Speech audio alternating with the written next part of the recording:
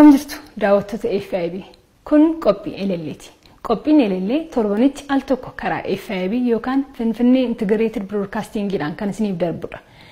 Daawwattoota keenya maqaa yookaan jechi elellee jedhu qooqa naannoo Booranaarraa fudhatame yommuu ta'u, maqaa waliigalaa shamarranii fi dubartootaati. Egaan qophii kana keessatti shamarran beekumsaa fi ogummaa adda addaa qaban kan irraa barattu jennee yaadnu kan irratti isiniif dhiyeessinudha. Keessummaan koo elellee irraa shamarree Dirribee Yohaannis jedhamti. Dirribeen dheerina hojjaa isheedhaan kan beekamtu akkasumas faashin shoo yookaan agarsiisa adda addaa irratti kan beekamtudha. Ishee waliin turtii goonaa nu faana tura. Mee Dirribee hojjaan kee meeqadha? Hojjaan koo meetirii 2 baay'ee gabaabduudha kan sedhimu keessa. Ulfaatinni kee meeqa? Ulfaatinni koo akka hojjaa kootii miti 60. Umuriin kee meeqadha? Umurii meeqattidha kan hojjaan kee meetirii 2 ta'e? Egaa amma meetirii 2 keessa jira bara waggaa 20 jechuudha. Bara nama waggaa 21 barreen gaddaa safarameen kan inni waggaa meetirii 2 ta'e ergasiin daballinaan jedhanii ta'ee safara isaanii sirrii mini ta'e maal akka ta'e hin barreemmayyuu. Bara darbee safaramteedha kan meetirii 2 guutuu. Eeyyee baranas gaafan safarameedhu meetirii 2 naan jedha. Innaa meetiriin keessan sirrii minechaan ture iddoo 2 naqee safarame iddoo tokko hin daballe kanuma naan jedhanii iddoo lachuuti akkasaan jennaa itti dhiisee bahee bakka meetirii keessantu sirrii minechaan itti kolfa kanarra dabaluu barbaaddeete naan eeyyee dabaluu barbaada deenitti. Kanarra dabaluu ni barbaadda jechuudhaas. Kennaa waaqayyooti waan ta'eef hamma geesse amma ittiin si ga'e waaqayyo geessee dhaabbatta maaliif an kennaa hojjaa koo kana waan hin boonuu fi baay'ee natti tola. Dirribeen eessatti dhalatte? Dirribeen akkuma tina gaafatte godina Qellem Wallaggaa magaalaa Dambidooloorraa aanaa Sayyoo jedhamtu ganda maaxaatti dhaladhee guddadhe. Maatiin kee keessaa hundumatu dheeroodha moo si qofadha mee kan dheeratu? Maatii koo keessaa dheerinaan baay'ee kan ta'e baay'ee keessaa dheerate anuma gabaaboon jedhaman abbeen koo si harmeen koo gateettii biratti naafu obbolaan koo hundumti isaanii kan na booddee obboleessi na booddee jiru si obboleettiin koo si gateettii biratti naafu namni gabaabaan hin jiru siin jechuu barbaade maatii koo keessaa akka zarii kootiitti jechuudha. Naannoon kee maal jechuun naannootti dhalattee guddatte jechuun Dambidooloo keessatti namootni dhedheeroon hin baay'atu. Dambidooloo keessatti shamarran dheertuun jirti kan jedhanii akka kootti hin jirtu. Maaliif baay'ee dheertuu kan taate anuma jiru ijoolleen dhiirri 2-3 tokko kan hin darbe argu malee dheeroo baay'een hin jiran. Baay'ee gaggabaaboodha ijoolleen biyya. Yeroon siin jedhu baay'ee gabaabbataniis immoo lafa biraan gaalii. Amma koon geenye malee jechuudha dheeroodha jiru. Garuu eessattuu argeen beeku kan akka koo shamarran damman deeme keessatti. Agamaatti argine jechuudha. Agamaatti argeen beeku shamarran akka koo dheerattu. Mee namoonni si arganii gaafa si bira ga'an hojjaa isaanii sitti safaran yookaan si bukkeettoof qabanii ilaalan jiru? Maali inni gaaffii maali qaba? Ana mini si gaafachuu danda'u ka waa'ee hojjaatii fi gaafan karaarra deemu wayini deemaa dhufanii ijaajjinaan jedhu maanni jedhan tokko tokko ofiin irraanfadhee jechuudha akka isaanitti safaramuuf dhufan booddee hojjaa keessa safaramuu barbaanneeru nufu baay'ee warri kaan mudhii biratti naafu baqa waan aartiin adda addaa jiru baay'ee hojjaadhaaf eessa jaajjanii makiinaallee oofaatu deemaa jiranii kan ijaajjanii makiinaa marii qabanii tuneela makiinaa nama rukutta afaan jedha. Isa booddee baqaan keessumaa keessaa jechuudha baay'ee kan si dhibu mucaan tokko jira deemaa ma dhufte xinnoodha baay'ee ijoollee mataate jechuudha kan nama guddaatu hin ta'in baay'ee ijoollee taate dhufte gaafa na ilaaltu baay'ee hojjaan godheeraan maanni akka iyyuu wayii taate maali haati maali mucaan kun kottuu kana laal maal taate mucaa kennaa ganamaati maaliif akkas jettaan mucaa durbaa dheertu akka keentaa jedhi malee akkasitiin ilaalin Inni waan sinaasisuun kun kennaa ganamaati jedhaniini akkasitiin jira yoo safaramne jedhanii nama meeqa isaanii dhufanii na bukkee jaajju utuun hin beekin faa dhufanii na bukkee jaajjanii safaramanii isaanii gala yeroo isaan kolfa yeroo ilaaluun isaan na bukkee jaajjanii safaramanii deebi'aa jiru bakka aartii adda addaa agarsiisu jechuudha gaafa na argan karaarra deemuu hin danda'u.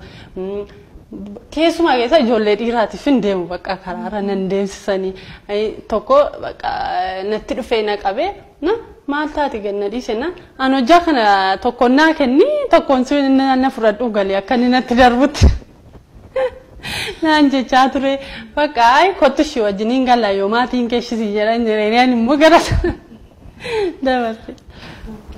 Gaarii damee karaa irratti waa baay'eetu si mudataa oola akkuma tamma jette sana keessaa wantoota si mudatan sana keessaa kan hedduu si gaddisiisee jira akkasumas kan baay'eetti gammadde jira wantoota si mudatan keessaa jechuudha. Mudannoo keessaa wanti si gaddisiisu jira. Waan si gaddisiisu keessaa jechooti adda addaa yeroo ijoolleen jedhanii teestaa saamuu hin dandeenye fa'aan yeroo isaan jedhanii baay'een gadda maaliif sitti dhaga'ama aartiin taane haasa'u sabooddee al tokko baay'een gadda jechootan taane wanti jedhamu jira haasafuu jira akkatti haasaan hin qabaman uummata gidduutti jedhan jedhee faan itti dhiiseen deemaa jechuudha malee waan baay'ee siin jedhama hin jecha namaatiif tuyi akka haasaa namaa yaada namaa aartii namni sii kennu ilaalteeti karaarra deemuu hin dandeessu. Garuu maaliif bareedina waaqa ishii kenni kanatti gammaddeema fudhattee deemuu qabda jechuudha. Garuu gaafa karaarratti namni tokko waa siin jedhu ati homaan deebistu jechuudha nama sanaaf. Nama sanaaf jalqaba nan deebisan ture amma yeroo isaan gaarinaan jedhanis galatoomaan jedhani yeroo waan gadheenaan jedhanis galatoomaa kenna ganamaatiin waan ganama waaqayyo namaa kenni tokko irra darbanii nama biraadhaaf kennuun hin danda'amu waan ta'eef kennaa ganamaatiin wanti godhan hin jiru hin jira. Gara dudduubaatti deemnee ati yeroo elementarii barattu high schoolii barattu achitti maaltu sitti dhaga'ama ture hojjaan kee akkanuma dheeraa ture yeroo sanas. Barani kutaa 8-7 faa baratu baay'ee dheertuudha. Qalloodha baay'ee kan ammaa kanarraan baay'een qalladhan ture.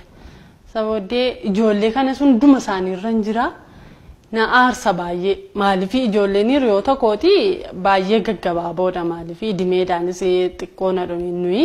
Angiruu keessaa nama idimeen isaa guddaati malee umuriin isaa guddaati malee nama xinnoon fakkaatu. Baay'ee na aarsa maafin ijoollee hiriyoota koo biraa akkas dheeradhee maafin akkas ta'edhaan itti aaran ture. Garuu bultiidhaan gaafanii gara katamaatti barumsaaf dhufee jedhu gaafa kenna haasaa namooti aartii namootiin akka kennan gaafanii ilaalu baay'ee natti tole baay'ee gammadeetanii baqqaan kana keessa seenee jechuudha. Hojjaa kootti baay'ee gammadee jira. Tole mee kanaan dura dorgommii miidhaginaa irratti hirmaattee beektaa yookaan faashin shoo adda addaa irratti? Faashin shoo adda addaa irratti hirmaadhee beeka kanaan dura. Akka godina keenyaatti na dorgomsiisanii godina Qellem Wallaggaa jechuudha.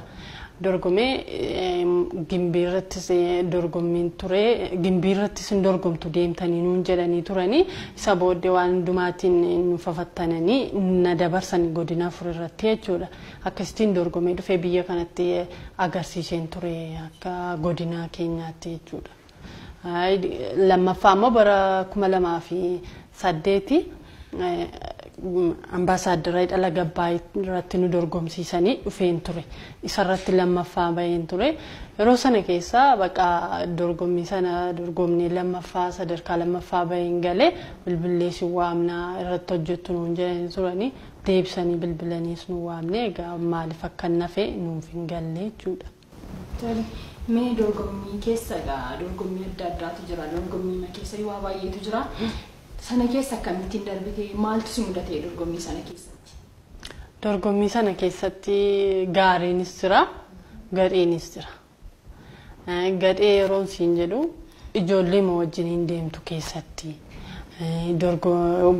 hiriyaadha kooti jettee guyyaa 2-3 ta'u walii wajjin kan turtu biratti jechuudha. Wanti sitti hin tolle mudannoo adda addaa jira.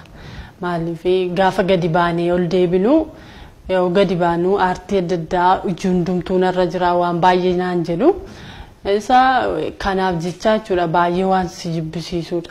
Maaliif amman illee jechuudha wajjiniin nyaanne wajjiniin dhunna turre nadhiisanii deemu nyaata yeroo deemuuf kaanii utuu hin argin nagatanii deemu baay'een gaddan ture. Haa ta'u yeroo gaaffii waan nu gaafatamuuf gaaffii kana faa qayyabannadee yeroo waamu isheen nadhiistee deemti iddoo biraa jechuudha. Sabooddee baqqaatuman jedhu waan ganama sii kenname hin darbitu carraa kan argadhee jechuudha. Lammaffaa akkuma isaatti qayyabadhee ofii kootiis lammaffaa darbee bahee jechuudha. Wanti gaariin siin jedhu immoo achi keessatti kanuma dorgomee dhufuun kooyyuu baay'ee anaan natti tola. Waan na gammachiisuudha. Namni tokko kana dhabeeti kan inni taa'u. Maaliif yookiin namni deeggaree achii kaasu nabamaa dhaqii kana dorgomi namni jedhuun iyyuu hin nabamu. Ammoo kan carraa kan argadhee dhufee kana dorgomuu kootiif iyyuu baay'ee natti tola. Amma immoo kana fuulduratti immoo kanarraa hojjechuun barbaada. Maaliif aadaa koo karaa kanaanii ibsuun barbaada jechuudha. Tole, mee akkamittiin darbeen karaa modelingii kanatti kan seenti?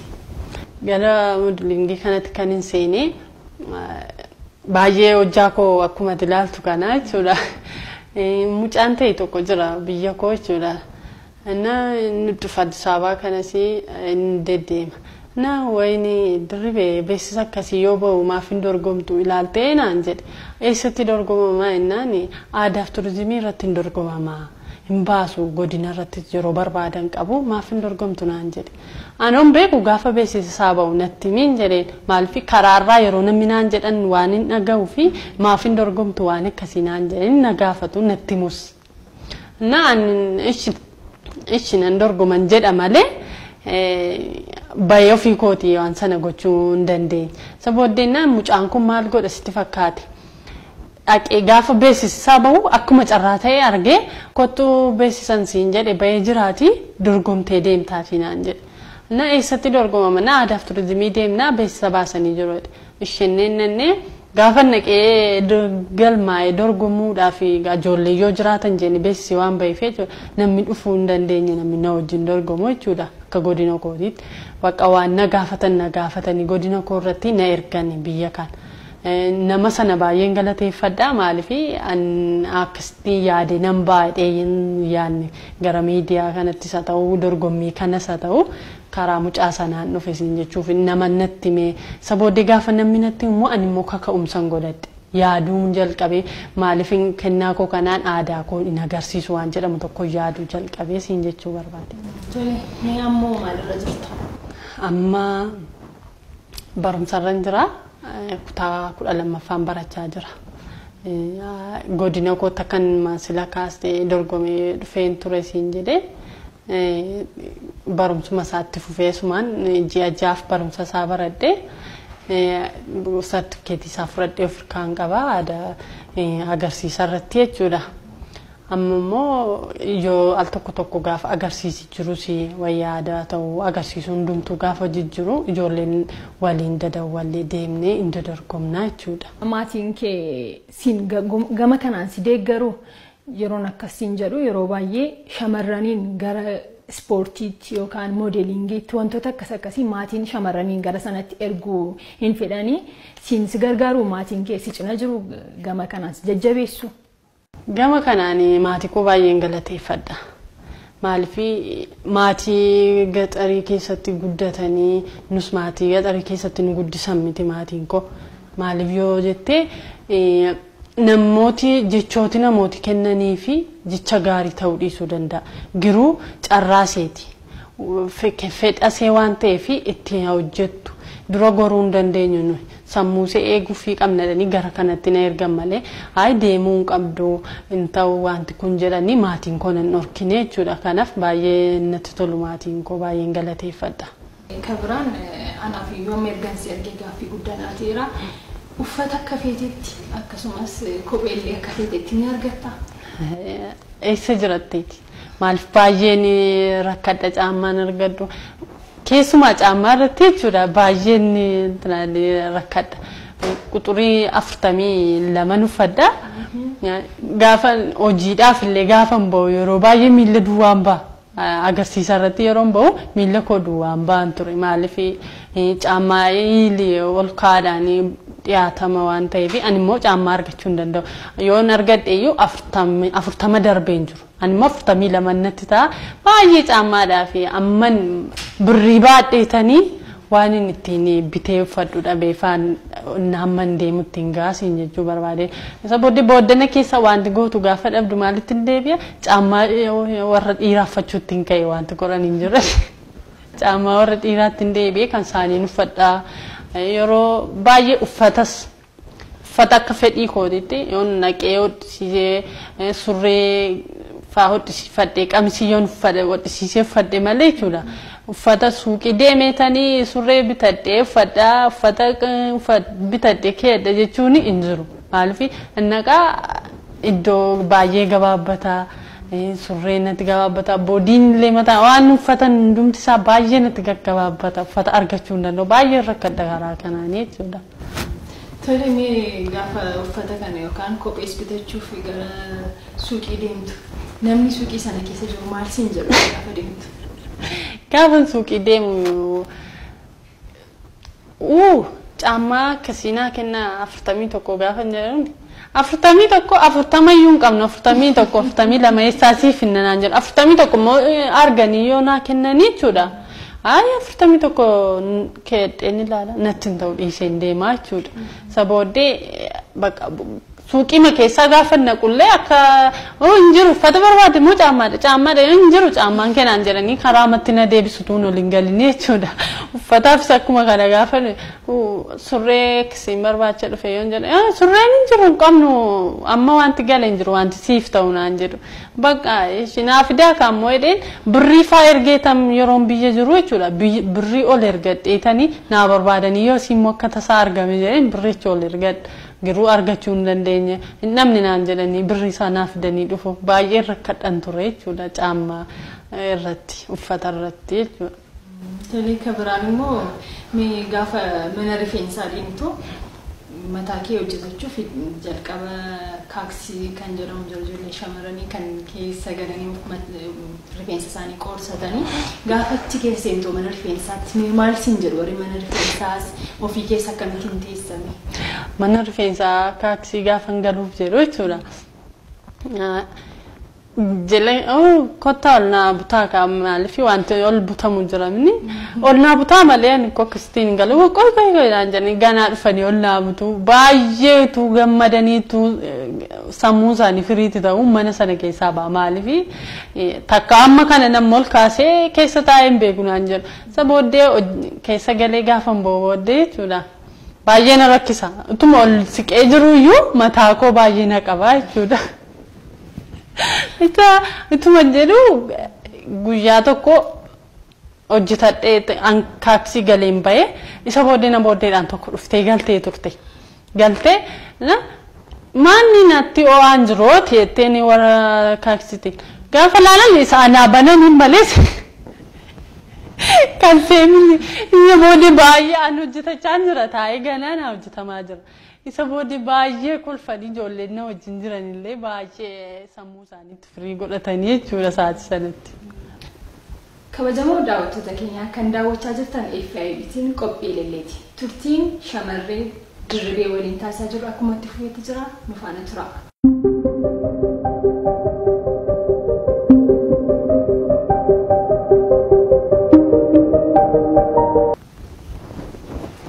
Tole dirribee gama biraatiin namootni yeroo baay'ee ijoollee shamarranii dhadheertuudhaan otoo ispoortii hojjettee yookaan fakkeenyaaf baaskeetboolii fa'aa wantoota akkasiitu taphattee maal jedhu mee siin namni akkas jedhe jira atoo waan yaaddee qabdaa gama kanaa? Namooti baay'een natti immoo na gaafatus ispoortii hojjettee beektaa ispoortii keessatti waan baay'eetu jira. Hunduma isaanii gaafatu giruu irratti hojjettee hin beeku. Na yaada irratti hojjechuusaa irratti hojjettee hin argamne siin jechuu barbaadeen malee ispoortiin hojjettee hin qabu amma ammaatti. Tole amma ijoolleen shamarranii qaama isaanii eeggachuudhaaf kan jiimii wanta jedhamu jira ispoortii adda addaa hojjetu akkasumas nyaataan illee kan of eeggatan jiru. Mee ati isaan kana ni goota? Ani amma irratti godheen beeku maaliif nyaata si of eeggatu nyaata tokkoon ijoolleen tokko qursii yookiin iraatifaa dhiisuun jedhanii haasa'u hangaruu waan akkasii godheen beeku kennaa maganamaa waan ta'eedhaa fi waan irraa of eeggadhu qabu ispoortii mana jiimii faa galees hin beeku waan akkasii fayyadameen beeku yeroo baay'eedhaa fi jechuudha ijoollee baay'een hin fayyadamu hangaruu waan akkasii fayyadameen beeku kennaa maganamaatiin hin jira siin jechuu barbaadeen malee waan hin fayyadamee qalladhee adeemaa jiru qabu ganama sanaa kennamee deemaa jira siin jechuudha. Tole leensa xilaahuun hin beektaa naannoo Dambidolloo Lamucaa modeelistii turte. Eeyyee leensa yoon arguu baadhee seenaa see beeka. Maaliif mucaa biyya kootiitii yoon gaxaritti dhaladheeyyuu gaafan katamaa galumoo mucaa Dambidollootii naan jedhanii natti himu leensaan baay'ee dheertuudha naan jedhu yoo bareedina na caalti giruun beeku malee isheen illee akkuma kee dheertuudha kan maafinsi gaafate baay'ee dheertuudha naan jedhanii gaaffinaa kennu see akkasitiin dorgomte biyya kanaa baate kanaaf waan akkasii dorgomi see wajjin faa wal quunnami naan jedhu yeroo baay'ee namooti jechuudha giruu argachuu hin dandeenye see wal arguu hin dandeenye biyya kana dhufteetti ta'in beeku amma biyya bakkee jirti naan jechaa turanii kanaaf beeka mucaa baay'ee namooti maqaa seenatti dhadha'u tokko seetiyyuu fakkeenya naa ta'e maaliif yeroo isaan maqaa seenatti dha'anii an akkasii ta'uun qaba waan jedhamu tokkoon sammuu keessaa qaba jechuudha. Kanaaf baay'een beeka mucattii yoon malkiidhaan beeku baadhee seenaa see beeka. Tole dirree gaaffiin kan biraa immoo konkolaataa gaafa fayyadamtu keessumattuu konkolaataa uummataa gaafa fayyadamtu konkolaachisaas haa ta'u namootni konkolaataa sana keessa jiranis akkasumas gargaaraan konkolaachisaas haa ta'u wanti achi keessatti si mudatee jiru jira teessuma isaarra taa'urraan wantootuma kana wal qabatan irratti wanti si mudatee jira. Wanti jedhan baay'eedha makiina konkolaataa irratti jechuudha. Maaliif seenuun naqaa anumti mataan kan kooyyuu jechuudha tuusaan naan hin jedhini makiinaa baasii as keessatti gaafa lixuuf ka'u nan ilaalladha. Gaafa ilaalladhu baay'ee gaddi gabaabaa ta'inaan hin lixu maaliif bootaan hin jiru ta'inaan ijaachee deemuu hin danda'u mataa waqtiin baay'ee waan ganna qabuuf jechuudha. Isa booddee yoo bootaan jiraateeyyuu bootaamti jiraateeyyuu wayi gabbiinaa wayi immoo bukkeema makiinaa gaafa lixu bakki jira. Yoo waan akkasii ta'e malee gidduu galee taa'uu hin danda'u maaliif akkasitiin iyyuu taa'umsa gootuu na ilaalaa jirta makiinaa keessatti immoo akkamitti akkan taa'u baay'ee na rakkisa. Kanaafuu ati iyyuu ilaallattee malee ilaalladhu malee seenu yeroo baay'ee na rakkisee taaksiin na rakkisu mataa kan ta'a dhiibbadhi bukkeema goree taa'uudhaaf iyyuu asii cinaa si qaadee darbii taa'ee naan jedhu yeroo tokko darbeen taa'u naan ta'u yeroo jedhu ni jedhanii na jalaa siqu namooti baay'een malee baay'ee na rakkisa taaksii irratti jechuudha. Tole mee gara dhuunfaa keetiitti immoo hiriyaa qabdaa yookaan jaalallee qabdaati. Shamarreen tokko jaalallee hin dhabdusi qabaachuus hin dandeessi qabaachuu dhabuus hin dandeessi. Yeroon siin jedhu qaba maaliif jaalallee akka ijoollee durbaa tokkotti namni tokkoof tokko waanuma jiruudha akka yaadutti jechuudha. Baay'ee dheeraadha innis namooti baay'ee dheeraadha. Akkamittiin wal arganne niffate waliin jenne baay'ee walitti kolfine walii wajjin taphanna. Hojjaan keenya kun ganama waliif eebbisee waaqayyo nu kenne naan jedha walii wajjin taphannaa yeroo baay'ee waliin dabarsinu baay'ee baqan karaarallee yeroo waliin deemnu baay'ee waan sin namatti toludha. Mee inni jaalalleen kee yookaan hiriyaan kee kuni hojjaan isaa meeqa kan isaa immoo? Hiriyaan koo meetiriin isaa akkuma koonnis meetirii 2 baay'ee kan sitti toludha jechuudha. Maaliif akkasitiin namni meetirii hojjaa waliitiin an baay'een barbaadaa ture nama hojjaa kootti walitti dhufu naan jedhee baay'ee waliin galdida. Anis tuun barbaadu walitti baanee wal dhabuu hin qabnu illee walii wajjin hafnee jirra amma ammaatti waliin jira gara fuulduraatti waan ta'uugaa hin beennu baay'ee si ajaa'iba baqa hojjaa keenya gaafa wookii wal furannee karaarra deemnu as taayitii obbolaadha moo obbolaamni godinaa kooti riyaa kooti jedhaan ijoollee yeroo sana gaafatanii baay'ee kan namatti toludha sin jechuu barbaadeni gaafa karaarra deemnu maaliif an hojjaa koo akkuma ilaalaa jirtu warra kan ganaachi gadee harkarra keettee deemuu korraas Isaan qixxee kan argin argadhee bakka isaa hojii lachuun keenya yoo walirra keenya deemuu dandeenya jechuudha. Innis baay'ee chii gadi kanaan dura harkarra keetti deemuuf baay'ee cannaqamaa ture. Amma kan waliif ta'u walitti dhufeera jechuun barbaadeen. Tole innis naannoo Dambidollootii mucaa naannoo sanaadha. Ay mucaa shawaa kanaati. Mucaa siiti asumatti wal barree wal wajjin jirra malee. Kun mudannoo hedduu nama dhibudha. Atis dheertuu innis dheeraa kan baay'ee ulfaata. Sana malee mee kanaan dura jireenya kee keessatti namootni hojjaa siin gitne jaalalaaf kan si gaafatan hin jirani? Baay'ee jiru. Maalifi baay'ee hojjaan mucaa baay'ee hojjaan isaa gabaabaa tokko na gaafateena baay'ee naare maalifi akkamittiin achii gadi haasa'anii kanatti maal yaaddeeti kan gaaffii kana na gaafatte waan jedhamu faan dhiyeessee fi isa booddee akkamiin sin gaafadhu nama akkati ammati taatee jirtutti si gaafachuun qaba faanaan jedhe. Ani immoo sitti haasa'uu hin danda'u maal nama akkasitti naasaadhe baay'een itti jeeqabe baay'ee naare. Jechoota hedduun jedheeni innis baay'ee natti gaddee baqa wallullee walitti mufannee hafnee jechuu barbaadeen baay'ee gabaabaadha akkamittiin natti haasa'a mucaan maal yaadeeti waan jedhamu tokko umurii isaatu hin ta'in hojjaa isaatiif jecha baay'ee itti mufadhee jechuu barbaadeen. Tole malee ati utuu mucaa kanan arganneeti amma sakaadhimaa kee kanan arganne ta'eeti nama hojjaa isaadhaan si caalu malee jechuun walitti dhufeenyaan godhatu turte nama hojjaa siin gadi duukaa. Jechuun egaa yoomiyyuu jechuudha shamarranii nama isheedhaa olii barbaaddi.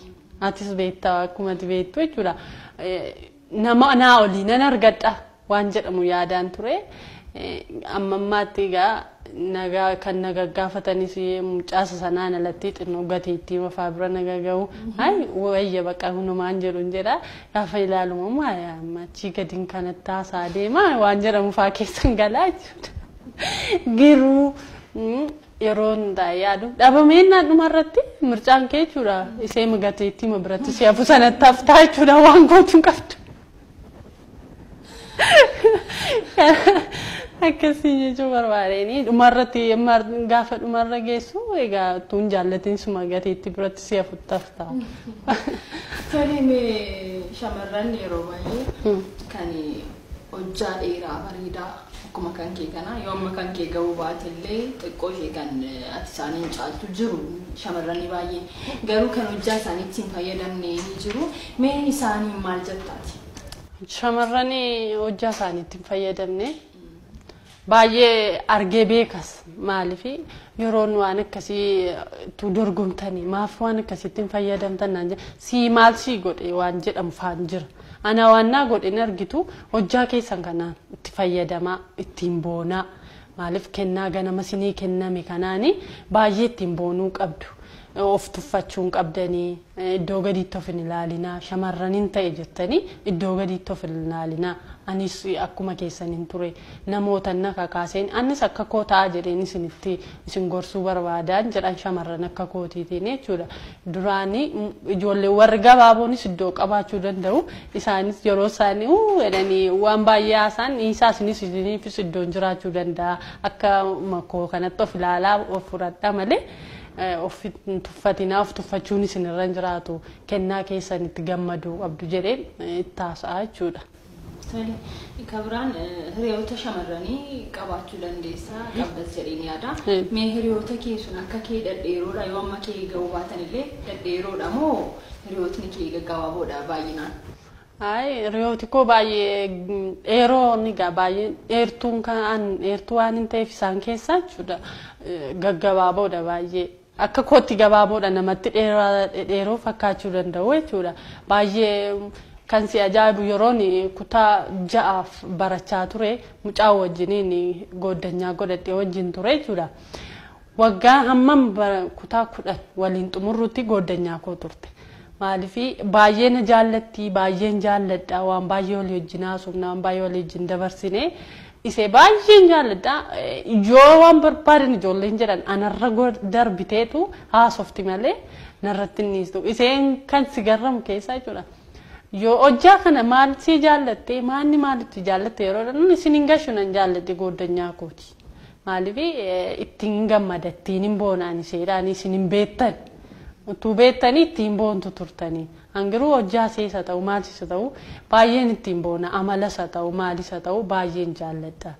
Waan baay'ee walii wajjin seenaa baay'ee walii wajjin dabarsine goddanyummaa koo keessatti baay'ee haadhas walii taane obbolaas walii taane walii wajjin dabarsine. Kana baay'een jaalladha goddanyaa koo kana. Iseenis baay'ee na jaallatti baay'ee walii wajjin dabarsine. Iseen hamma har'aatti illee jechuudha walii wajjin jirra goddanyummaa keenyaa siinjedha. Baay'ee gabaabduudha garuu gabaabduun ta'ettee na tuffatne sibiraan gabaabduudhattee of hin tuffanne ani immoo baay'een sibiraa dheeradhe dheetuu hin tuffatini walii wajjin seenaa dabarsine walii wajjin as geenye jechuudha. Miidhagina akkamittiin ilaalta dirribeeti? Miidhaginni waa lama jira. Miidhaginni waa lama jira. Miidhaginni keessa gaafa miidhagina keessa kan jedhamu jechuudha amala. Amalli waa baay'ee qaba. Shamarran tokko iddoo tokko ga'uudhaaf yoo amala qabaatteedha. Amalli immoo waan hundumaatiif barbaachisaadha. Amala gaarii qabaachuun waan hundumaatti barbaachisaadha jechuudha. Amala gadhee qabaatteenaan akkuma sanatti namni si ilaala. Akkuma amalatiin qabdu sana wajjiniin si ilaala malee namni iddoo gaariitti si fudhatu hin jiru. Kanaaf amalachuun amalli keessa kana. Amala bakkee miidhagina bakkee gaafa siin jedhu immoo miidhaginni bakkee hojjaasa ta'u malkiisa ta'u miidhaginni waan gaariidha. Maaliif miidhaginatti ittiin boona kennaa ganamaatti boonuu ittiin gammada. Baay'ee bareedina jechuun bakka hojjaan keellee bareedina malkii kee keessaa hundi kennaan ganama sii kenname bareedina jechuudha. Mee dhumarratti yeroo baay'ee bakka adda addaatti shamarranis ta'an namootni biraan waan gabaabbataniif yookaan waan dheerataniif kan gammadan jiru kan gaddan jiru maaliif hiriyyaa tokko keessaa akkas dheeradhee maaliif hin gabaabbadhee kan jedhan jiru. Meesh walumaa galatti shamarraniif waan itti dhaamtu waan karaa hojjaas ta'u waan hundumaadhaan shamarraniif maal dhaamtameeti? Shamarraniif dhaamsin naamu maaliif gaafa dudduubatti of deebi'anii gaafa yaadanii baay'ee gad of qabu shamarranii jechuudha. Anumarraa ka'e baay'ee gad of qabna. Giruu gad of qabuu dhiifne hojjaa keenya gabaabinaanis dheerina keenyaanis itti gammanne itti boonne seenaa keenya keessatti isa booddee dur maatiin keenya itti qabamaa itti sodaachaa turan dhiisne nummoo haala addaatiin of baafnee iftoominaan jechuudha mul'isuu qabna. Kanaaf sodaan isinitti naga'aminiin jedhaanii shamarranii fi dhaamsiin qabu kanuma. Tolee mee dirribeeti gara fuulduraatti maal yaadda?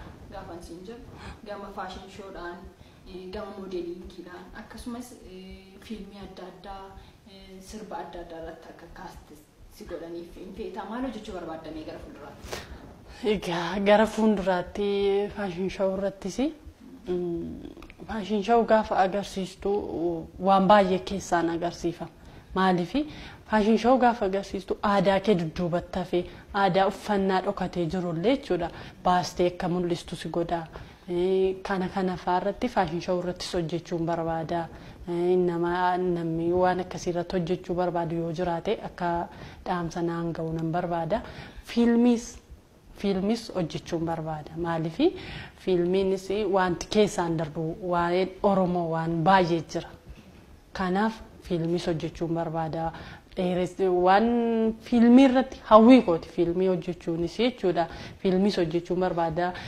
Sirba irratti immoo sirbeen beeku aartiidhaan yeroo ijoolleen agarsiisan deemsaanii maaliin isarratti wanti dhaamsi baay'ee daddarba. Karaa akkasiis yoo namni barbaadu jiraate waliin hojjennaa jechuun barbaada. Egaan daawwattoota keenyaa turtiin shamarree dirribee waliin taasisnee kana fakkaata turre.